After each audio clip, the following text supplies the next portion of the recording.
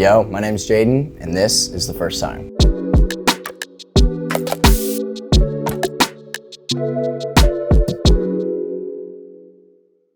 I went on tour with Machine Gun Kelly this past September. It was 37 shows, and it was the craziest experience of my life.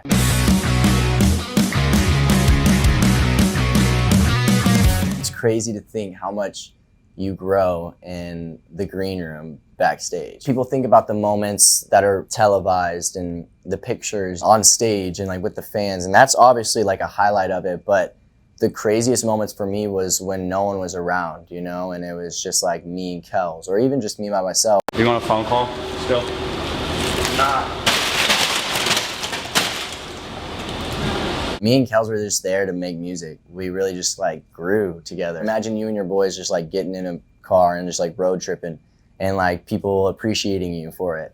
That's really what it felt like. And it was the best thing I could have ever asked for.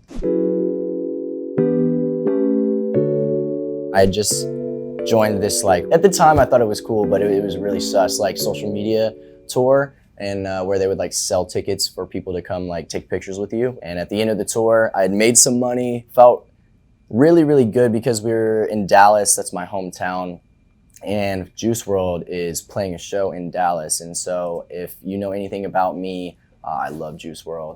I still see your shadows in my room.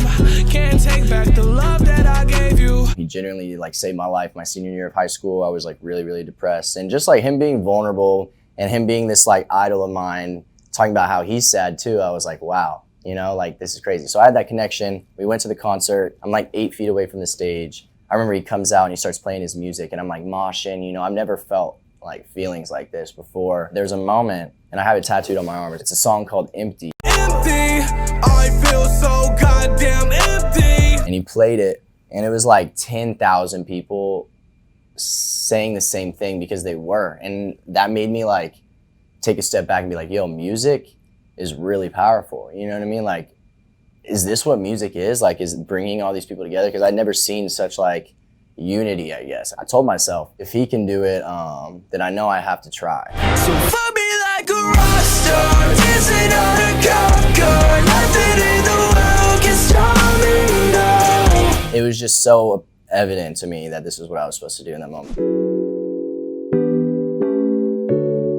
I didn't understand who Travis was. I just knew he was Travis Barker, if that makes sense. And whenever he was interested in me after I released my first single,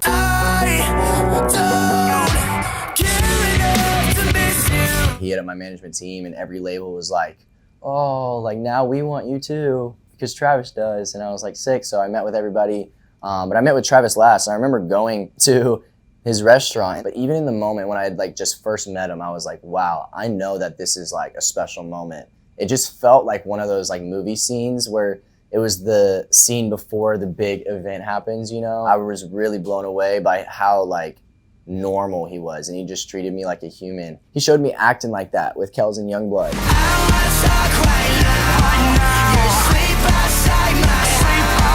And he looked at me and he was like, bro, we could be doing this. And I was like, we're gonna be doing this because I'm going with you. And that was just like a cool ass moment. Driver's License was the first time I heard it. Funny enough, and I heard it and I was like, we gotta cover this because it was so good. I got my driver's license last week. Actually, we hit up Trav, we were like, yo, let's cover it. He was like, yeah. And sometimes when he's like busy, he doesn't really hear things. And then the next day he calls us, we gotta cover this song. And we were like, yeah, we told you that yesterday.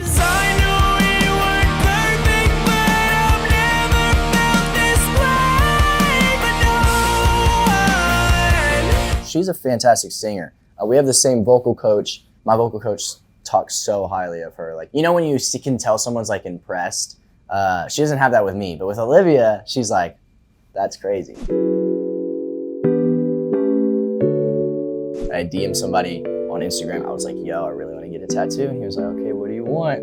Pretty simple shit. And I was like, I want wings. And he gave me tattooed wings. It is for my grandma. My grandma passed away in the past couple of years, and so she was probably one of the biggest artistic influences in my life, and I knew that I had to start with her because she really gave me the confidence to be who I am today. I used to draw a lot when I was a kid, And I know that definitely led to, you know, the creativity seeping into other areas of my life. I was in a house with Bryce Hall and Taylor Holder, and randomly Taylor just started playing the piano, and I just started singing. And it was like I captivated the whole room. This was almost 3 years ago. I've sang for people before, but no one's ever been like, yo, dude, like you have a good voice, you know, like holy shit type of thing. That's what that moment was, and it really like made me feel like I could do something with it. What song was it that you were singing? I think it was You Should Go and Love Yourself.